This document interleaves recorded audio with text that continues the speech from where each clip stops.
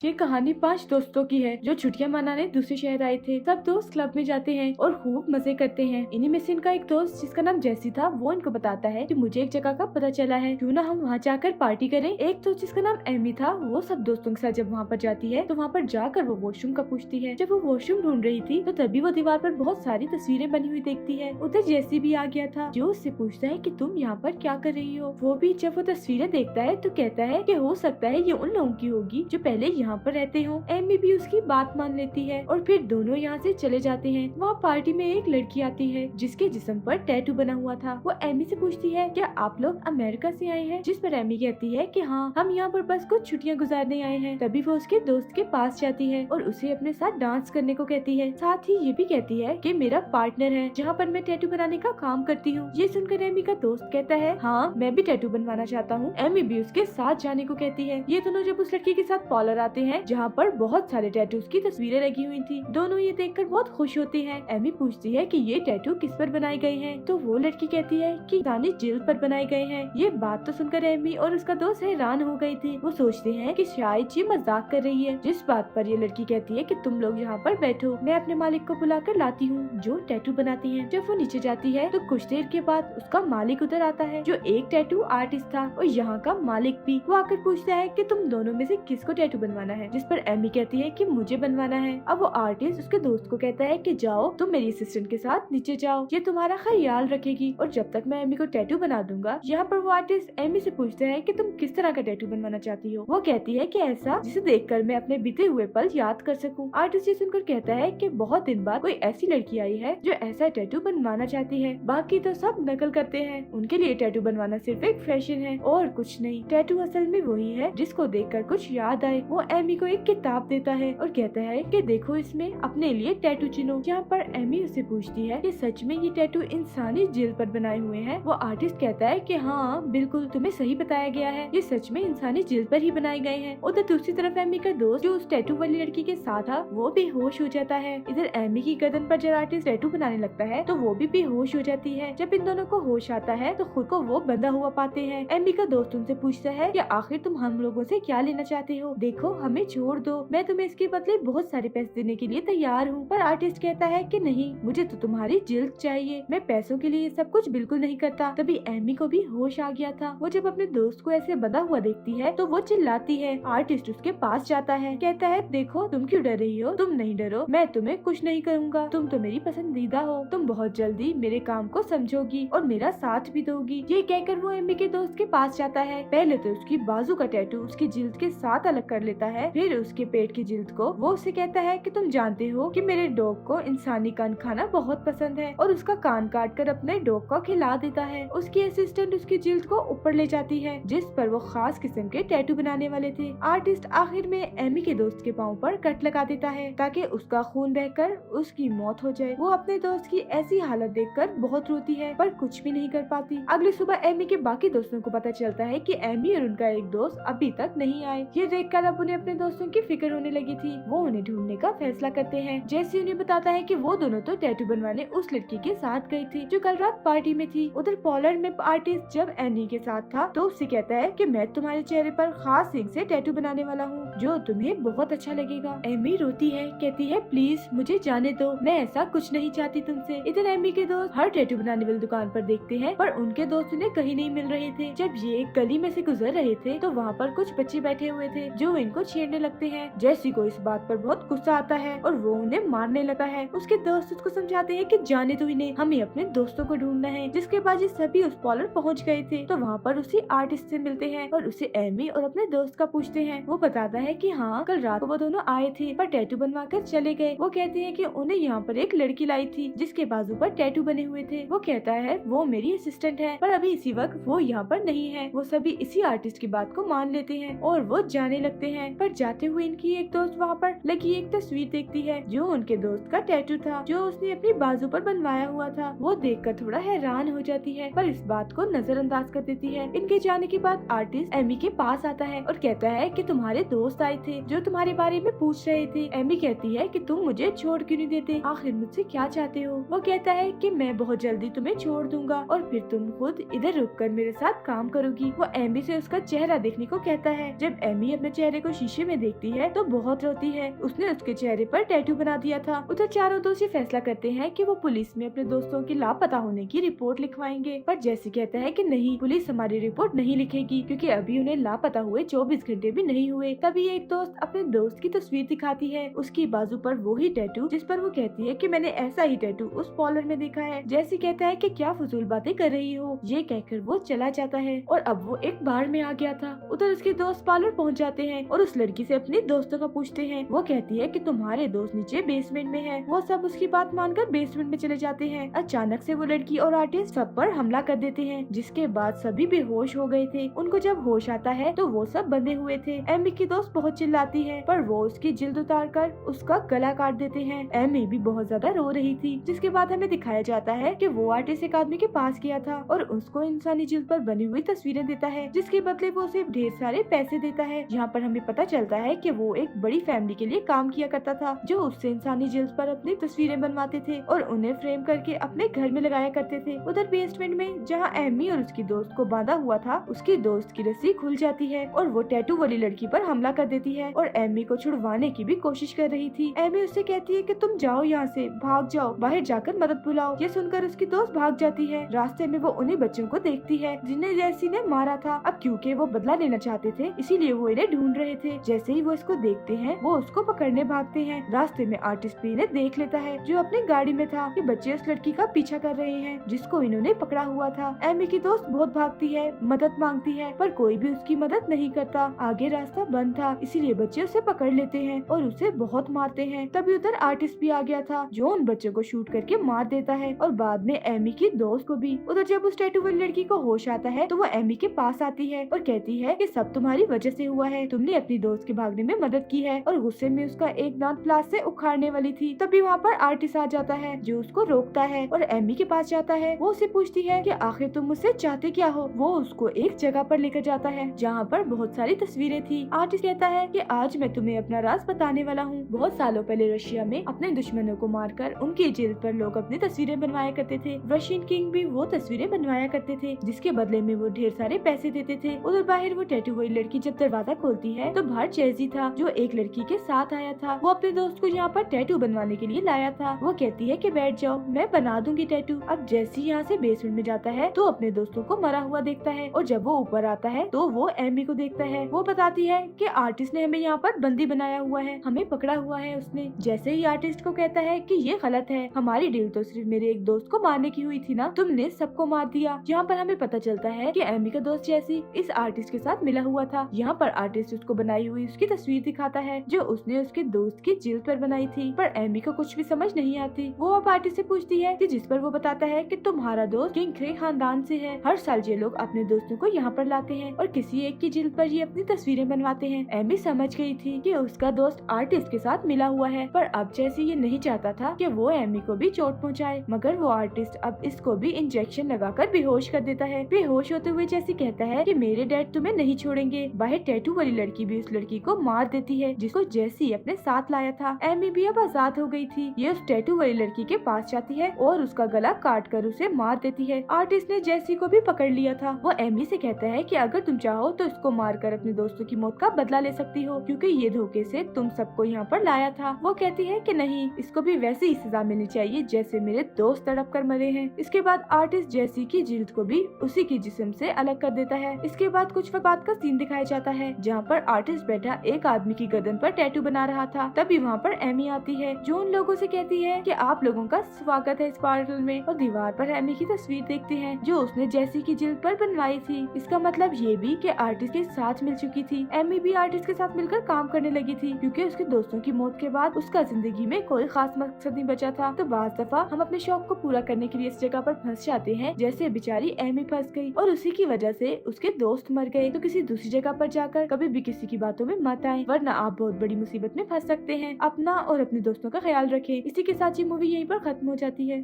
Thank you for watching. Movie अच्छी लगी हो तो लाइक, शेयर और चैनल को सब्सक्राइब जरूर कीजिएगा।